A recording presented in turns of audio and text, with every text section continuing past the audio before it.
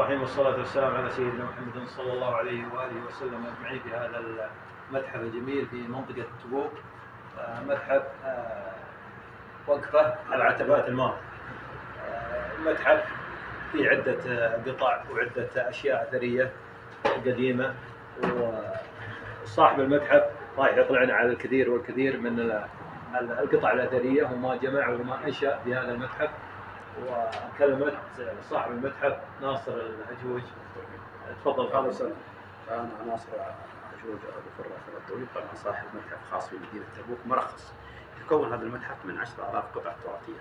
طبعا المتحف حين ما انتهيت من الإجماع ولفت كتاب باسم المتحف، مكتونات، حتى الزائر يوم يجي يطلع ايش محتويات المتحف وايش الأغراض. طبعا وثقت على التطبيق، والكتاب هذا مرخص من جهة الإعلام من وزارة الثقافة والإعلام. طبعا مبلغ عدد كثير منه ولله الحمد هدينا وبعنا. فأهلا وسهلا بأهلا والله علي الله يحييك. الله يحييك. سعيد ولكم هذه الزيارة. الله يحييك طول عمرك. ورايح ناخذ الحين جولة كاملة مفصلة وتطلع على الكثير يبغوا.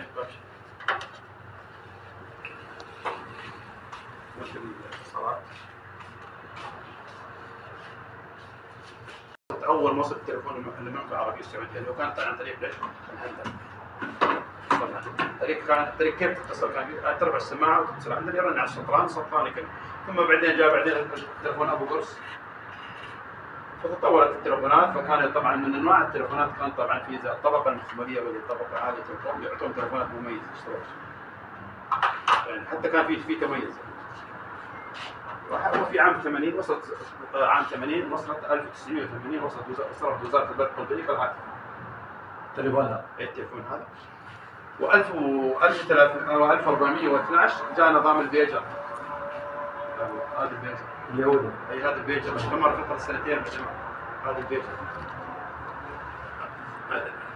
ظن علي هذا انقطع عام 1400 ووصل 1412 1414 انقطع، ما استمر فترة يعني فترة قليلة. ثم بعد جاء عام 1416 وصلنا نظام الاتصالات ونظام الجوالات. طبعا دوائر الجوالات الموجود. هذا أول هذا الأجهزة كثيرة. هذا أول جهاز. هذا من الجهاز الأجهزة كثيرة. كانت شركة نوكيا، كانت جميع الشركات كانت يعني هذه نظام الاتصالات. وطبعا من ضمن النوادر في المتحف القفل هذا القفل طبعا يعتبر من أندر الرفات في العالم. ليش؟ لأنه ما يفتح إلا بوجود 3 أشخاص. ثلاث لازم بين حد 3 مجالين. هذا المتر الأول، هذا المتر الثاني.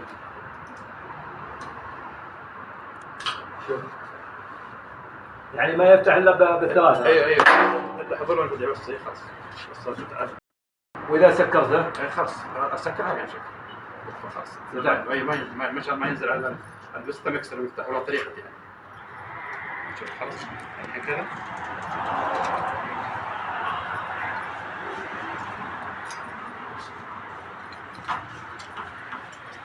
عجيب. طبعا هذا من أندر الألفاظ.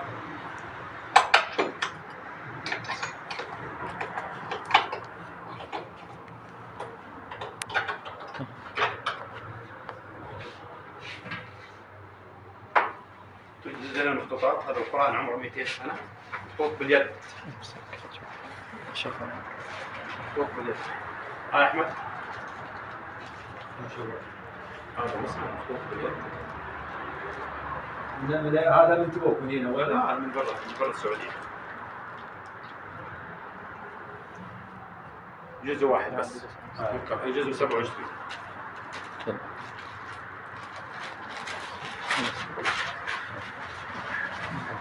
طبعا في الصحف القديمة اللي صوت الحجاز 1352.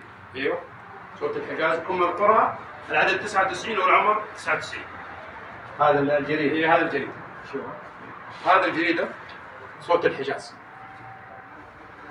وهذا الجريدة العدد 99 والعمر 99. اللي عندي قد أم القرى. وهذه صوت الحجاز. صوت الحجاز 1352 يعني الآن عمرها 94 سنة. ما شاء الله. أوائل الكاميرات كانت الكاميرا فورية. هذا التصوير، هذا تصويري انا قبل 42 سنه، تصويري انا. ما شاء الله. انا كان بدوي معي كاميرا. الله يعطيك الصحة والعافية. هذه الكاميرا كانت، بعدين جاء بعدها نظام التحميل. صور هذا تصويري انا قبل 42 سنه، تصويري انا. تصوير هذا تصويري. اي تصويري انا. الله يمدك. انا معي كاميرا. الله يمدك بالصحة والعافية. طبعا هذه انواع الكاميرات. وكيف احتفظت بهالمدة ذي كلها؟ ما شاء الله تبارك الله. انا محتفظ من اول ابتدائي. اول ما دخلت المدرسه عندي شنطه من اول شهاداتي كلها موجوده عندي، من اول ابتدائي حتى اخر السنه. ما شاء الله تبارك الله.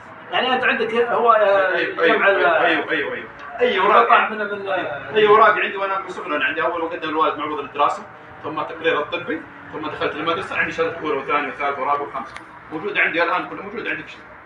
ما شاء الله. هو يعني منذ الصغر يعني. الله يعطيك الصحة والعافية. انت الان طبعا نتفرج على الان هذه ادوات الباديه وادوات السقيا في منطقه، ادوات الباديه وادوات السقيا وادوات الزراعه وادوات الطهي وادوات القهوه وادوات الشاي.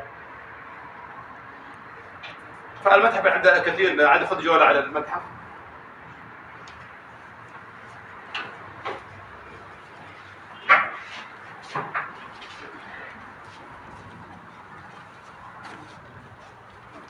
هذا ركن التعليم. هذا ركن التعليم. هذا ركن التعليم. هذه المناهج التعليميه القديمه، لذلك البقاله القديمه. ركن الباديه والملابس التي انقرضت من فتره زمنيه، زي ثوب المحوتر، ثوب المرودن. هذه بالله ايش اسمها؟ الملابس الباديه. هذه ملابس الباديه في منطقه الشمال. في منطقه الشمال. ثوب المحوتر هذا شفتوه 3 متر، كان يلبسوه بالطريقه، له طريقه لبس خاص.